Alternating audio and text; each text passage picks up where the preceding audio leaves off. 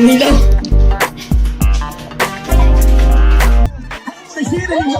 Yan! Buo yan, buo yan. Buo. Tanggal na yung tanggal na yung sticker. Pero buo. Wag dyan, syempre. That's for makadisgrasya pa tayo ng tao. So, isa pa. 1, 2, 3. Alright. Walang sira, walang gasgas. X9C.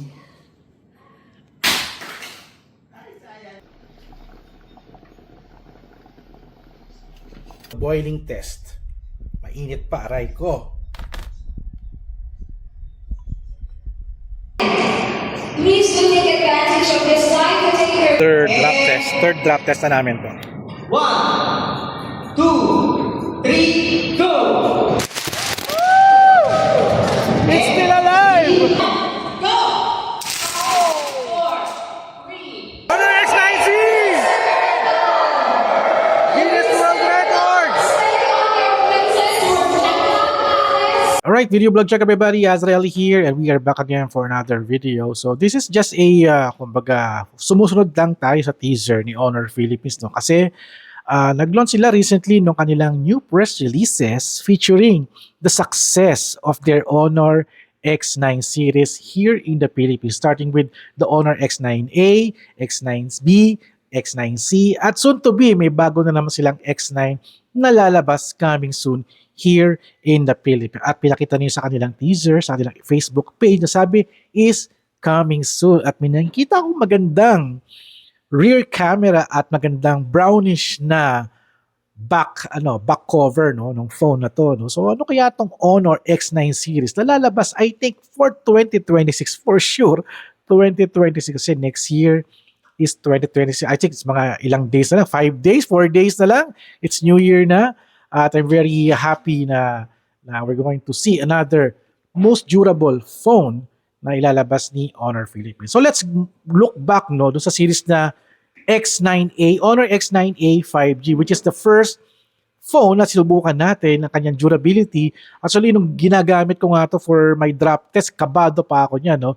Pero nakita ko, maganda yung performance ni Honor X9A 5G at siya yung pinakang viral phone na nag-viral sa TikTok, sa Facebook, also sa YouTube, at dahil sa kanyang panggulat, drop test, nilalaglag namin yung phone, binabalibag namin, ginagamit namin siya as chopping board, pang-chop na rin din, pang-durog, ano pa ba, pinasagasa namin sa kotse, no? So sa aking content, nag-viral siya, at maraming taong nagulat, at medyo nagtaka, paano nangyari? Siyempre, after that, is marami na convinced na to get the Honor X9. Actually, nung meron akong unit ito, tumagal siya sa akin.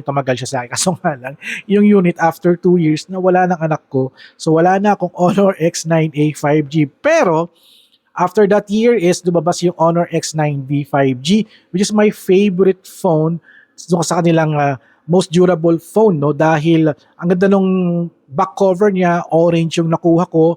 At ganito ginawa natin dahil very confident naman ako na si Honor Philippines is bringing another durable phone. So, binabalibag ko, dinadrop test ko. So, wala na akong kaba kasi alam kong matibay ito at confident na ako na hindi magkakadamage. Although yung mga sides ng phone, may konting dent niya kasi metal yung sides ng mga phones na ito, nagkakadent. But the screen and the back, tsaka yung camera is still safe. At etong Honor X9B 5G, tumagal sa akin to at gamit ito ng anak ko. Simula na nawala niya yung X9A, binigay ko na sa kanya yung X9B 5G at talagang nagugustuhan niya.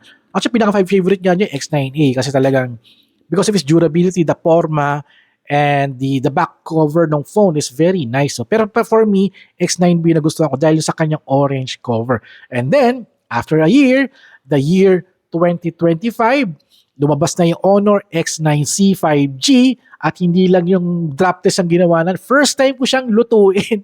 Grabe, New Year, January 1, 2025. Nagluluto ko ng smartphone para sa aming medianoche. That's a part of the durability test tsaka yung kanyang kakayanin ba niya ganun kainit. No? So ginawa namin after doing a series of drop tests, nilulog ko siya sa second floor sa bahay namin kasi nung Honor X9A sa floor lang, mga accidental drop, kung paano ba mangyayari pag accidental drop siya. So marami tayo nabubudol dyan, no? Dahil yung mga kilala ko, hindi sila makapaliwanag na binabalibag natin yung phone, no? And same goes to Honor X9B. Nilalaglag ko sa hagdanan, pataas ng pataas. And then after that, Honor X9C 5G, second floor na. And also, during one of the tests din ng Honor X9B, no? Yung nag-event kami sa sa Antipolo, no? I think yung hinagis namin yung phone, nasa third floor yata kami kasi talagang napaka-ganda ng performance ng phone na ito, no? Talagang umaccept ng matinding beating and punishment and the phone still survives. At very excited kami ngayon for 2026 dahil may bagong Honor X9 series na ilalabas si Honor Philippines at coming soon, malapit na ito, no? At wala pa akong unit. At ang gamit ko pa lang dito unit nga is Honor 400 Pro 5G, no? So, Honor, sana palitan nyo na itong phone ko, no? Ayun, nahulog na. Patibay naman din to, patibay naman dito. Kaya gumagamit ako ng jelly case, eh. So, ayun, a lot of teasers na nilalabas na ni Honor Philippines, no? Sa Facebook page sila, all of their platforms, and also discussing about the success of their X9 series, no? At maganda din dito, no? For example, yung Honor X9C, tawag dito, Guinness Book of Record at sabay-sabay na binalibag yung phone. So, kasama ako dun sa 250 plus na katao na sabay-sabay namin hinulog, sabay-sabay kami nag-drop test using the Honor X9C. Tama ba Honor X9C? Yes, the Honor X9C. That is this year lang din pala, no?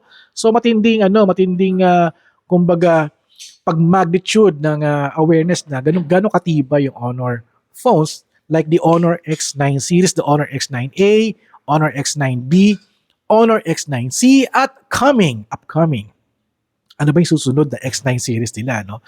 So, stay tuned guys for more of the updates. I'll be creating more video like this para mapag-usapan natin yung about the new phones ni Honor Philippines na ilalabas here sa Philippines. At the Honor X9 series is the number 1 mid-range phone in the Philippines at talagang kahit yung mga ibang bansa nagugulat and they're following this footstep, mga ginagawa ng marketing effort ni Honor Philippines and also all of their media partners at influencers, content creators.